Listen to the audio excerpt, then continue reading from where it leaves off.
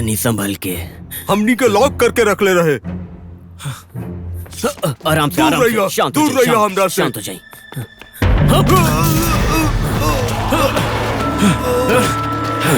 क्रिस, यहाँ आई। हमनी के मदद करा। क्रिस,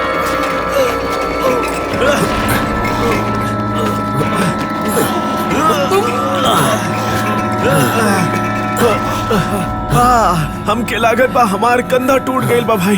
बड़ी अजीब बात है। हमरा मत मरिया, तोहरा जौन चीज चाहिए यहाँ से ले लो, जा। ये अच्छा बा, का हम यही खातिर यहाँ बानी? देखा, बाहर के हालात जैसे दिखा था उससे भी बदतर बा। हम इतना जल्दी उनका खाना ना बने ले चाहनी, समझ ला। का आप ठीक बाड़ा? हमार पैर फंस गइल बा। रुकी, हम आपकी मदद करतानी।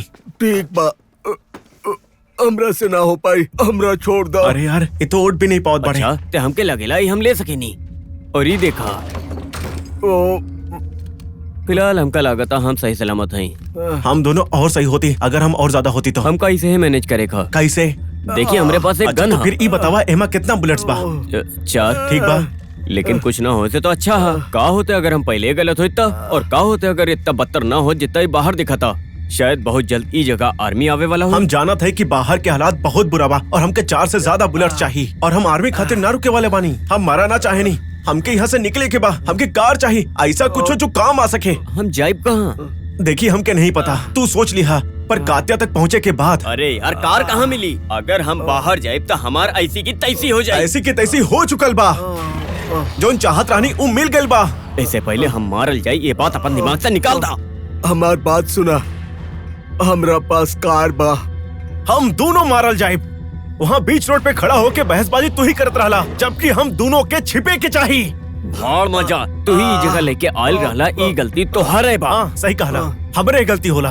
अच्छा बा, आखिर में तू मान तो गईला। हमार बात सुना, अब समझदार बना और अब जिम्मेदारी उठावल सीख ला। हमार समझ गईला? बात सुना, हमरा पास कार है। अच्छा कार है।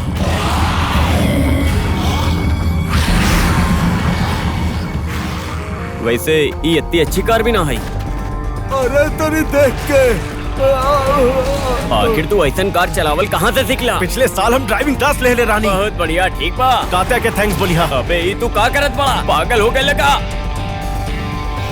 जरा रुको।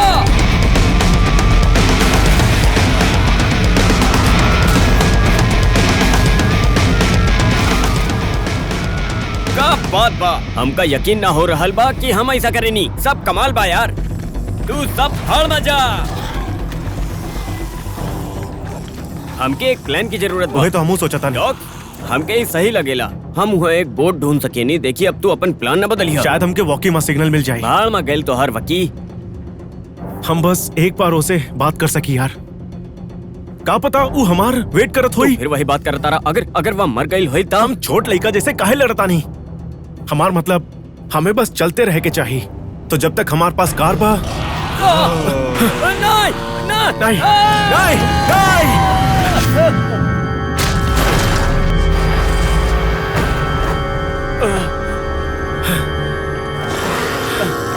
सब आवता रे, ये आवता रे।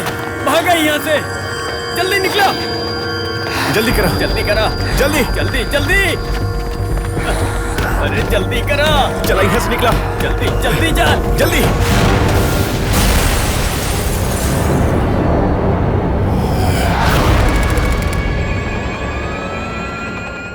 हमनी के पास इंटरनेट पर हमला के वीडियो आ रहल बा। आप उ लोग के शूट करी। आपन पास हमेशा हथियार रखी। उनकरा मारे खातिर सर पर हमला करी। भगवान आप सबके रक्षा करे। भगवान दुनिया के मदद करे। भगवान सबके रास्ता दिखावे।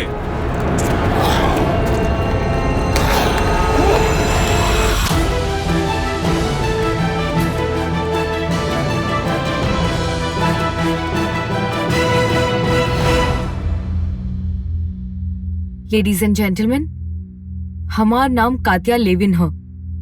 ई एक इमरजेंसी समाचार ह। आप में से ज्यादातर लोगन के ई बारे में पहला से ही अनुभव होत होई कि ई देश या शायद ई पूरा का पूरा ग्रह खतरा में बा। हाल ही में मरल लोगन के फिर से जागल बॉडी के वजह से, जेकर वजह मानल जा रहल बा पेंडोरा वेरिडेस सेबेरिएकम नाम का एक वायरस जोन दुनिया भर में फैलत जात ह। सब सावधान रही ह, काहे कि ई एगो हमला ह, एक ऐसन तबाही जोन पहले कब्बो के ना देखले ह। ई घोषणा के समय हमरे लगे अपराधियों के बारे में कोनो जानकारी नहीं थे। हमरा पास फॉलो करे खातिर बस एगो प्रोफेसर का वीडियो ह जेकरा कन्फेशन से वायरस का खोज भइल ह। आप लोगन ओकरा ऊपर गुस्सा मत दिखाई ह, ओकर बात पर ध्यान दी ह। कोनो तरह से ये शुरुआती दिन से निकलल बहुत जरूरी ह। आगे जौन आवे वाला ह उसे लड़े खातिर इंसानियत के आप लोगन के जरूरत ह। फिलहाल अभी सभी लोग दरवाजा बंद करके आपन घर में सुरक्षित रह। आपन चहेतन के साथ अगर उनमें से केहू इन्फेक्टेड हो गईल बा तो एकर मतलब है कि अब आप ओके खो चुकल बानी, काहे कि ऊ तुहार दुश्मन हो जाई। ऊ चाहे केहू भी हो, ऊ तरह के नुकसान ही पहुंचाई। ऊ खतरनाक होला।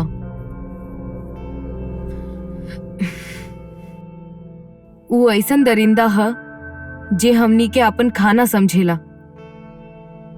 कोनो भी कीमत पर आपन रक्षा करी ह, कोनो भी तरह अपन जान बचाई ह। लेडीज एंड जेंटलमैन, हम आप सबके बेस्ट ऑफ लक बोलत हैं।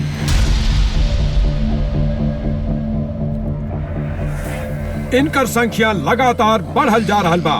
सड़क पर, गली में, आप कहीं पर भी सुरक्षित नहीं थे।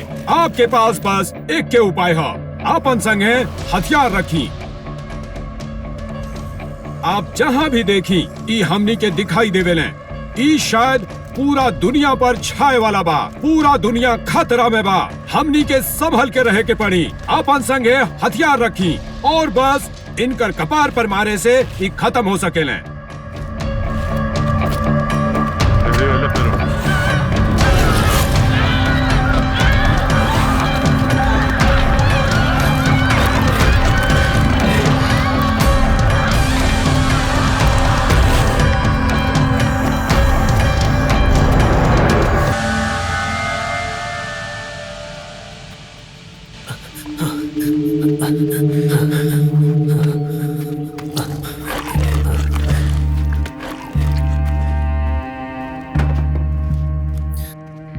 स्टूडियो, हम ही अलेक्स पटेट। कात्या, का तो हुआ बाड़ू? कोनो जवाब ना मिलल। तसल्ली भइल? स्टूडियो, हम ही अलेक्स पटेट। जवाब दा। एक बात बतावा, तो के बोट चलावल आवेला? तो तू का बोट का कैप्टन बनबा? बोट चलावल आवेला कि ना, बस इतना बतावा। हम मानी प्रोफेसर ग्रेग लेबोर्ड। 22 अप्रैल 2017, समय सुबह के 4:09 हो रहल बा। ये खतरनाक वायरस के बारे में ये हमार फाइनल रिपोर्ट है, जेकर नाम है पेंडोरा वेरिडेस सेबेरिएकम। ये रिपोर्ट मंजूर ना भइल। ये हमार कन्फेशन है। दरअसल ये वायरस साइबेरिया के जमल मिट्टी के नीचे से खोजल गईल रहे। ये लगभग पिछला 30,000 साल से जमीन के अंदर पूरा तरह से निष्क्रिय अवस्था में रहे। जबले निष्क्रिय रहल ता आदमियन खातिर देखा ई सब हटावा, हमार बात सुना, हमार बात सुना पहले। देखा चूहा बिल्कुल नहीं के, बिल्कुल नहीं के। खतरा से बनल बा, हम सब कुछ न कर सकेनी। ई ना हो सकत बा। सक्रिय होके के बाद ई बिल्कुल ना होई। हम कहता नहीं, बिल्कुल ना हो सकत बा। हम यहाँ से बाहर जा रहल बानी, और अगर केहू जियल चाहत बा त चला। ना, ए रुको। तू हमरा सामने से हट जा, समझ गइलो? पीटर, तू सही हवा। हमनी यहाँ रहब तब मर जाइब, लेकिन हमनी तो नीचे भी ना जा सकेनी। बिना हथियार के, बिना टॉर्च के वो हमनी के पल भर में खत्म कर दे। अरे आखिर तू कहल का चाहत बाड़ू? का तू चाहत बाड़ू कि हमनी यह बिल्डिंग में मारल जाई? ई फ्लोर से छत पर जाए के कोनो रास्ता बा? एलेक्सा, हम कभी कभार वहाँ लंच करे खातिर जात रहनिया, और देखा वहाँ जाए का रास्ता केवल स्टूडियो से ही बा। यही से वो क्लियर होके के चाहिए। जहाँ तक हमके लागत ह, वहाँ एगो फ्यूज बॉक्स ह। हमनी के स्विच उठाइब आ लिफ्ट में नीचे आइब। ऐसन करे में हमनी के वक्त लगी, लेकिन हमार गारंटी है कि हम सब बच जाइब। लेकिन तू अपना आप के इतना क्वालिफाइड कैसे समझत बाड़ू की गारंटी ले रहल बाड़ू? देखा पीटर, तोहरा सबके हम इंतजार ना करावल चाहतानी, लेकिन अगर तू अभी जाइबा तब मारल जाइबा। ई बात त तय बा। हमके बस तू लोग 10 मिनट दे दा, हम बिजली वापस लेके आइब। ओकरे बाद हमनी के पास लाइट होई और अच्छा मौका भी होई। ठीक बा, ठीक बा, सिर्फ 10 मिनट। तू भाड़ में जा। ब्रॉडकास्ट के का हुई? ब्रॉडकास्ट अबे ना हुई तो फिर एजा से भागे के का फायदा? बताओ हमरा के। कोनो भी तरह से हम ई बिल्डिंग से बाहर जाके रहब। फैसला हो गइल बा। स्टूडियो हम ही एलेक्स पटीट। कात्या का तू हां बाड़ू? स्टूडियो हम ही एलेक्स पटीट। जवाब दा। हेलो कात्या का तू बाड़ू? एलेक्स। कात्या का तू सेफ बाड़ू? ठीक बाड़ू ना? हे भगवान, हम सोचनी तू मर गइला। कहाँ बाड़ा तू? हम यहाँ डॉक पर है। यहाँ कुछ भी ठीक नहीं खे। हम तो के ले भी आवत है। हम ना जाइब एलेक्स, बिल्कुल ना जाइब। हमार आवाज आवता? वहाँ का बा? यहाँ वापस मत आइह, ई जगह सेफ नाई बा। कात्या आवाज नहीं खे आवत। हम तो के ले भी आवत आनी। अब ही आवत आनी। एलेक्स, यहाँ वापस मत आइह। का तू हमरा के सुनत हवा? प्लीज एलेक्स, हमके जवाब द। क्रिश्चियन कैसन लागल तोहके ई जवाब? तोर तो बहुत मजा।